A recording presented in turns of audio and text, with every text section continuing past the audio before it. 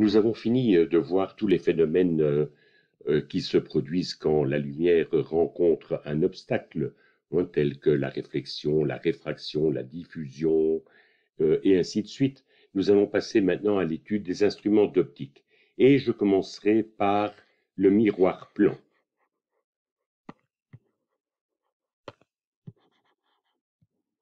Miroir plan qui est intéressant déjà par lui-même, mais en plus il me permettra d'introduire un tas de notions qui nous seront utiles dans la suite. Prenons un miroir,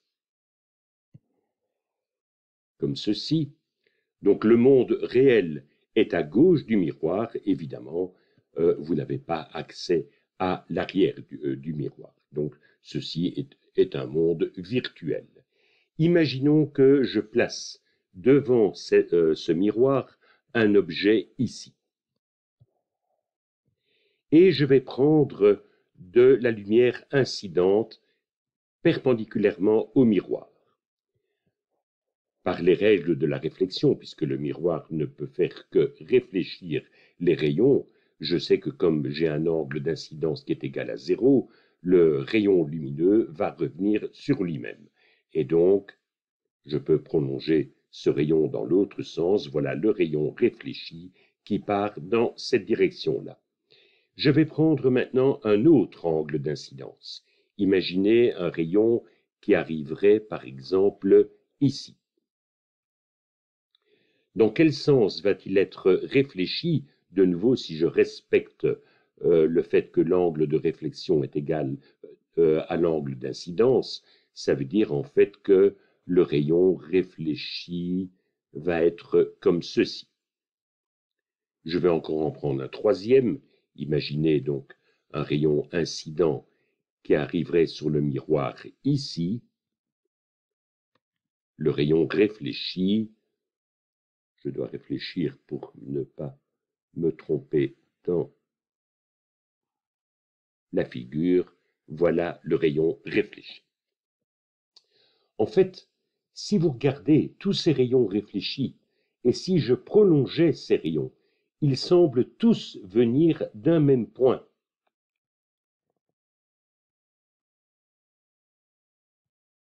Ils semblent tous provenir de là-bas. Ce point-là, je vais l'appeler I, ce sera mon point image. Tandis que là, j'avais le point objet. Donc, je vais faire le prolongement. J'arrive ici. Si je fais la même chose ici, voilà le prolongement de ce rayon. Et idem, bien sûr, pour le premier. Maintenant, la distance entre l'objet et le miroir, je vais appeler ça petit u. Et par convention, comme cet objet se trouve devant le miroir, la distance correspondante est considérée comme étant positive. L'image qui se trouve ici est à une distance par rapport au miroir que je vais appeler V. Mais comme c'est dans le monde virtuel, ce sera considéré comme étant une quantité négative. Donc V est plus petit que 0. Maintenant, j'aimerais bien voir quelle est la relation entre U et V. Pour cela, en fait, je vais prendre deux triangles rectangles. Prenons ici le point S et ici le point P. Et je vais comparer les triangles OSP et le triangle ISP. Je prétends en fait que ces deux triangles sont égaux. En effet, si je prends la norme au point P, la norme par rapport au miroir, je sais que cet angle-là est égal à celui-là. Et celui-là, bien sûr, est le même que celui-ci. Donc, nous avons deux triangles rectangles qui ont un côté en commun et ici le même angle, puisque forcément, maintenant, cet angle-là est égal à celui-là. Donc, forcément, ce sont deux triangles rectangles égaux. Et donc, du même coup, ça veut dire que la distance OS est égale à la distance IS. OS, c'est U, On serait tenté, attention ici, de d'écrire que c'est égal à V, mais souvenez-vous de nos conventions. U est une quantité positive, donc il faut évidemment de l'autre côté avoir la même chose, donc de nouveau quelque chose de positif, donc je dois mettre que U est égal à moins V. Je précise dans ce cas-ci que O est un objet réel. Vous verrez ce que je veux dire comme objet et réel, ce n'est pas forcément ce qu'on entend par là dans le langage de tous les jours. C'est dans le cadre de l'optique. Tandis que I est une image virtuelle.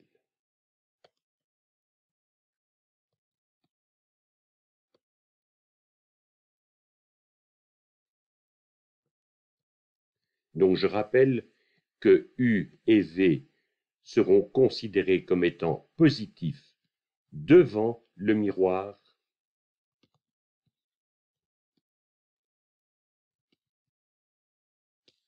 tandis qu'ils seraient considérés comme étant des quantités négatives s'ils étaient derrière le miroir.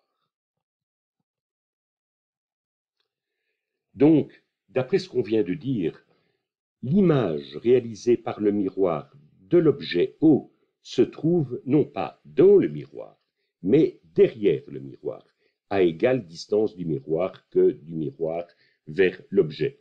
Ceci peut vous paraître surprenant. Si vous vous regardez dans un miroir, vous allez tous dire que votre image est dans le miroir. Eh bien non, ce n'est pas vrai. Et vous pouvez vous en convaincre facilement. Faites une petite expérience. En fonction de notre âge, et puis ça dépend d'un individu à l'autre, il y a toujours une distance minimale entre votre œil, placez votre œil ici, et par exemple un livre que vous êtes en train de lire. Donc je vous demande de faire l'exercice. Demandez peut-être à quelqu'un à côté de vous de vous aider. Rapprochez le livre le plus possible jusqu'à la limite, au moment où vous n'arrivez plus à focaliser sur le livre.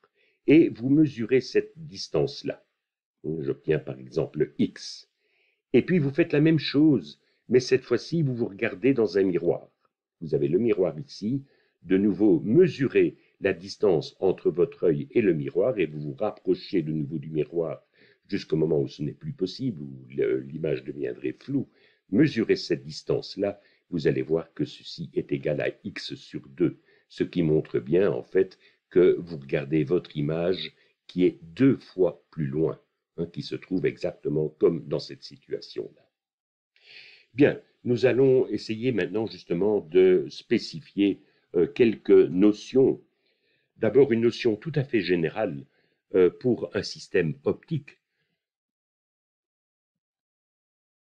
On aimerait bien, bien sûr, qu'à un point objet, via l'action d'un instrument d'optique,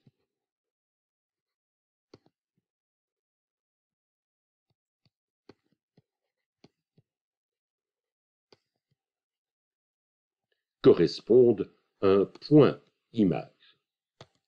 Un point correspond à un point. Si ceci est vrai, on dit qu'on a affaire à du stigmatisme. Excusez-moi.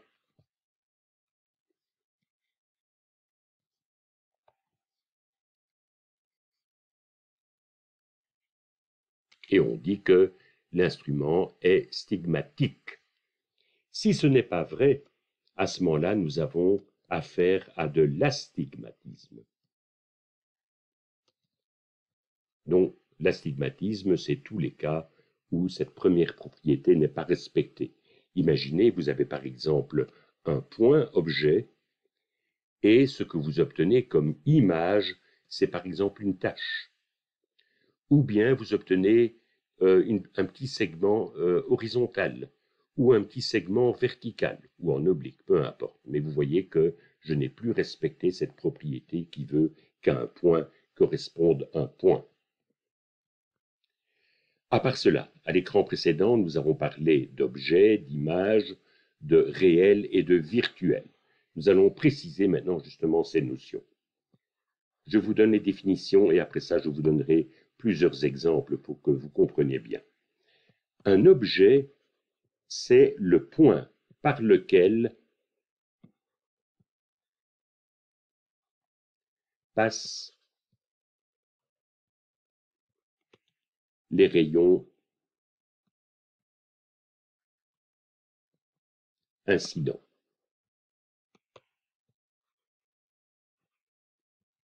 Je précise tout de suite ou leur prolongement.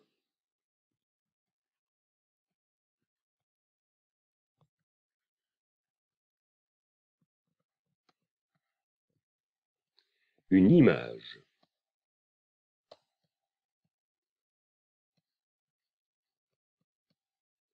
c'est le point par lequel passent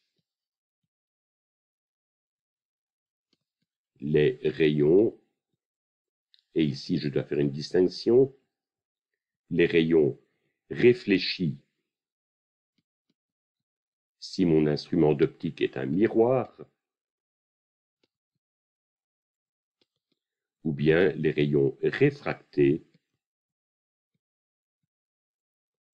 si je travaille avec une lentille. Et avec la même remarque ou leur prolongement.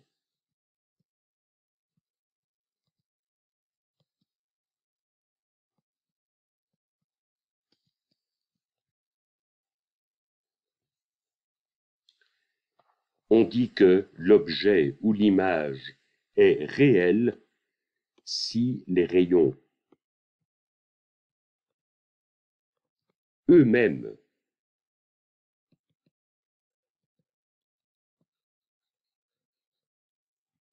passent par le point.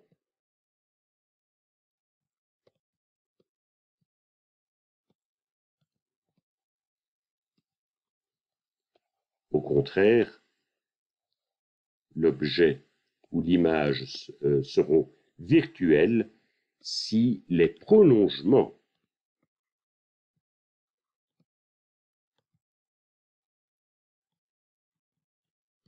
des rayons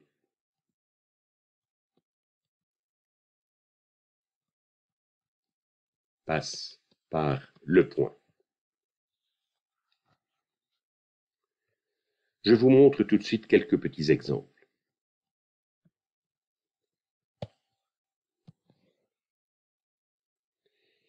Ici, dans la première figure, nous avons affaire à un miroir concave que je n'étudie plus. Si le sujet vous intéresse, vous le retrouverez encore dans le syllabus, mais vous ne devez pas le connaître. Quel est l'effet de ce miroir concave? C'est de refocaliser tous les rayons réfléchis et de les envoyer ici au point I. Regardez en fait ici notre objet. Vous avez imaginé une source lumineuse à cet endroit-là. Cette source lumineuse envoie des rayons vers le miroir dans toutes les directions, a priori. Donc ici, j'ai des rayons incidents qui attaquent le miroir.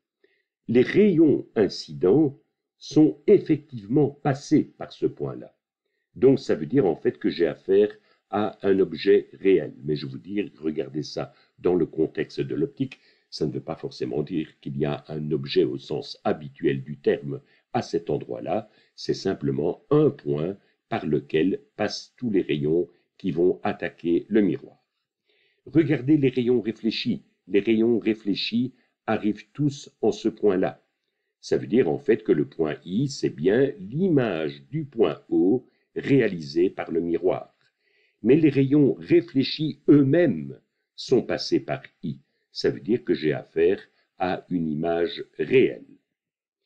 Prenons maintenant à la place d'un miroir, je vais prendre une lentille que l'on étudiera un peu plus tard. Quel est l'effet de la lentille? Cette fois-ci, on ne travaille pas par réflexion, on travaille par réfraction.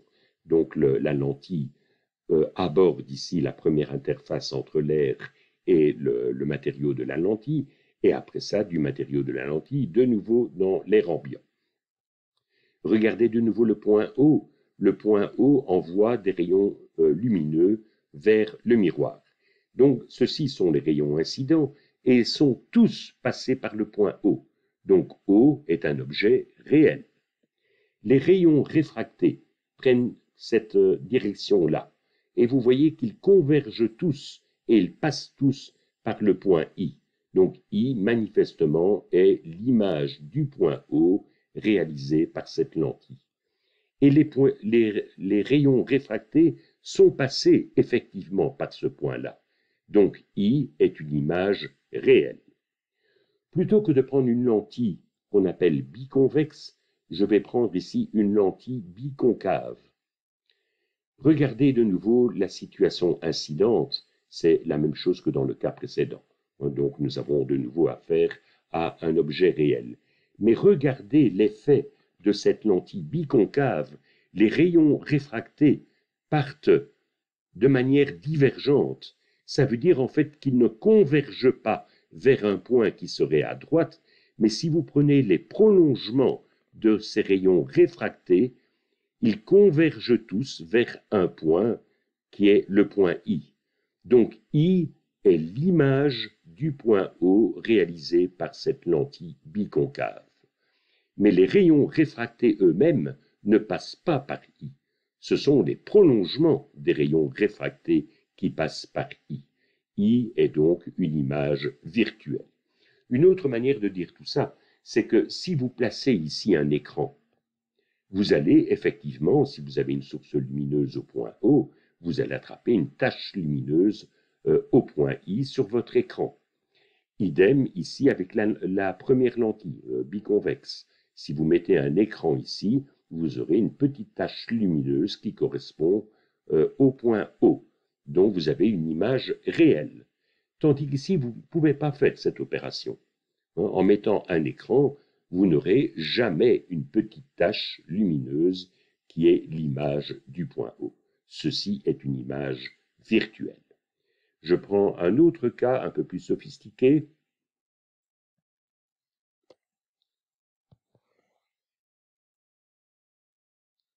Vous voyez que cette fois-ci, je vais jouer avec deux miroirs concaves. Pour l'instant, oubliez le deuxième. Je ne travaille qu'avec le miroir M1. Je vais aller vite sur la première partie parce que nous l'avons déjà abordé dans l'écran précédent. J'ai ici un objet réel qui envoie tous ces rayons incidents vers le miroir. Que fait le miroir? Il réfléchit les rayons. Donc voilà, les rayons réfléchis. J'insiste de nouveau, le miroir M2 n'est pas là. Tous ces rayons réfléchis passent par le point I1. I1 est donc l'image du point O réalisé par le miroir M1.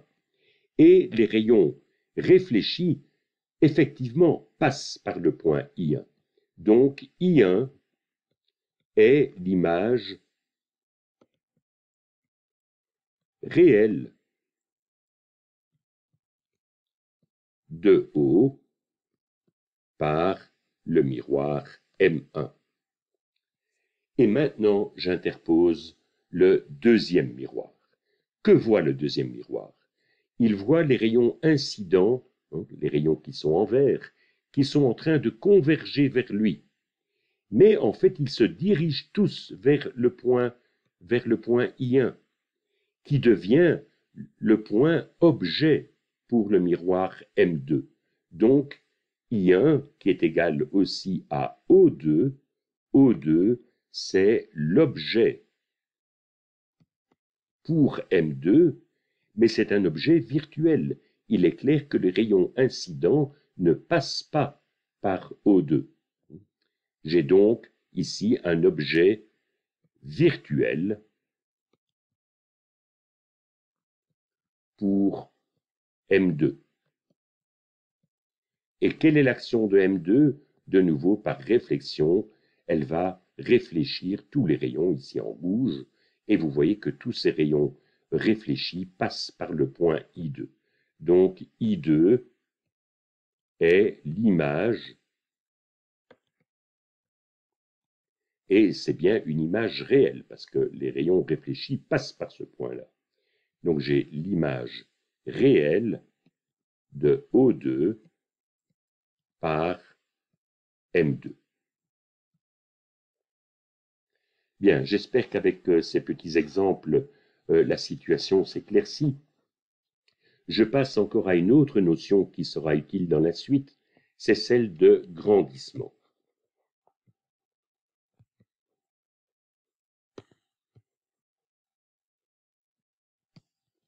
Je vais reprendre, pour l'introduire, notre miroir plan, et je vais, plutôt que de travailler cette fois-ci avec un objet ponctuel, je vais travailler avec un segment. Imaginez ici un segment AB. J'utilise les règles que nous avons vues précédemment, c'est-à-dire que l'image de A va me donner le point A' qui se trouve à égale distance, mais de l'autre côté du miroir. Donc voilà où se trouve l'image A' du point A. Je fais la même chose avec le point B, ça va me donner une image ici. Voilà le point B'. Et je raccorde maintenant A'B', donc voilà l'image complète du segment AB. Qu'entend-on par grandissement? C'est par définition la taille de l'image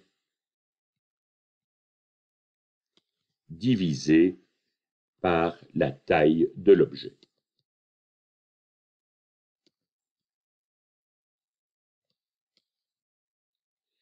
Et attention, il faut prendre ça avec le signe, c'est-à-dire que si j'ai A au-dessus de B, mais que j'avais obtenu ici B' au-dessus de A', le grandissement serait considéré comme étant négatif. Tandis que ici, dans ce cas-ci, j'ai conservé le sens A est au-dessus de B, A' est au-dessus de B'. Donc il est clair d'une part qu'en norme, de toute façon, le grandissement ici est égal à 1, mais c'est vrai également que le signe est bien positif puisque je n'ai pas renversé l'image par rapport à l'objet. Une autre notion intéressante, prenez un trièdre droitier, celui qu'on utilise toujours en physique. Je prends ici l'axe Y, je vais faire un dessin en perspective. J'ai donc dans le plan horizontal également l'axe X, et en vertical, j'ai l'axe Z. Et imaginez que j'ai ici de nouveau un miroir, et je regarde ce système droitier, l'image de ce système droitier dans le miroir. Il est clair que dans le miroir, le segment ici, ou l'axe Z qui pointait vers le haut, il continue à pointer vers le haut dans le miroir. Donc j'aurai ici l'axe Z' qui sera comme ceci. L'axe X qui pointait vers l'avant de l'écran, dans le miroir, il continuera à pointer vers l'avant. Donc X' n'aura pas changé, il sera comme ceci. Mais regardez l'axe Y, le miroir est ici. Vous voyez que l'axe Y pointe en s'écartant du miroir. Dans le miroir, je dis bien, dans l'image, nous aurons en fait la même propriété, c'est que l'axe Y' s'écarte de nouveau du miroir. Donc en fait, l'image de l'axe Y, excusez-moi, l'image de l'axe Y sera comme ceci. Ici, j'avais affaire à un système droitier, celui qui a entre autres comme propriété que si je fais le produit vectoriel de EX, je vous rappelle qu'on utilise souvent le symbole EX pour parler d'un vecteur unitaire qui est parallèle à l'axe X. Donc si je fais le produit vectoriel de EX par EY, ceci va me donner EZ. Ceci fait partie de la définition d'un système droitier. Faites la même opération avec le système prime, avec donc l'image, vous avez cette fois-ci que EX' en produit vectoriel avec EY' est égal à moins EZ'. Ici, nous avons affaire à un système gaucher. Cette symétrie miroir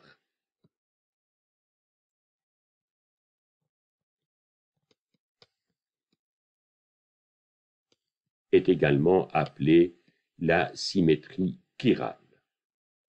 C'est une notion que vous allez voir très souvent en chimie organique. Bien, je clôture en fait ce petit chapitre sur les miroirs pour vous montrer juste une image amusante. Vous connaissez certainement tous cette photo avec cet horrible avion, c'est ce qu'on appelle l'avion furtif. Alors pourquoi est-il furtif? Il y a deux raisons. Quand on dit furtif, ça veut dire en fait qu'on ne le voit pas au radar. Alors comment se fait-il que le radar ne le voit pas? D'une part, évidemment, on a construit cet avion avec des matériaux qui réfléchissaient le moins possible les ondes radar. L'autre raison pour laquelle il est furtif, et c'est ça justement qui fait sa laideur, c'est que vous voyez qu'il n'y a aucune surface courbe sur cet avion. Tout est fait avec des plans. Alors, quelle est l'idée qui est derrière? Imaginez un avion normal, peu importe lequel, prenez n'importe quel avion commercial, et il est tout en rondeur. Vous avez par exemple son petit nez qui est comme ceci. Alors imaginez qu'au niveau du sol, vous ayez ici une station radar, donc qui est une station qui émet et qui reçoit des ondes. Comment marche le radar? Eh bien, j'envoie bien sûr des ondes, comme ceci. Et vu que la surface de l'avion ici est convexe, vous aurez toujours un morceau de la surface qui sera perpendiculaire aux ondes incidentes. Et donc, forcément, sur ce petit morceau qui est perpendiculaire aux ondes, ce petit morceau va réémettre l'onde, et donc vous aurez la même onde qui va revenir vers le radar. Donc cet avion ne peut pas échapper au radar. Mais imaginez justement un avion maintenant qui serait fait uniquement de plaques planes. Et je recommence la même expérience. J'ai ici mon poste émetteur-récepteur et celui-ci envoie des ondes. Vous voyez en fait qu'une onde qui arrive comme ceci va être renvoyée en respectant les règles de la réflexion. Donc il va être renvoyé comme ceci. Il faudrait une chance phénoménale pour que une de ces plaques soit perpendiculaire à cette direction incidente. Ça pourra peut-être arriver, mais peut-être une microseconde, donc ça va donner vraiment un très faible signal radar, mais qui disparaîtra aussi vite, et donc ce sera perçu comme étant un parasite. Mais vous n'aurez pas en tout cas un signal continu qui viendra de l'avion. Donc voilà pourquoi on a fait cet avion uniquement avec des faces planes. Bien, ceci clôture ce que je voulais dire sur les miroirs.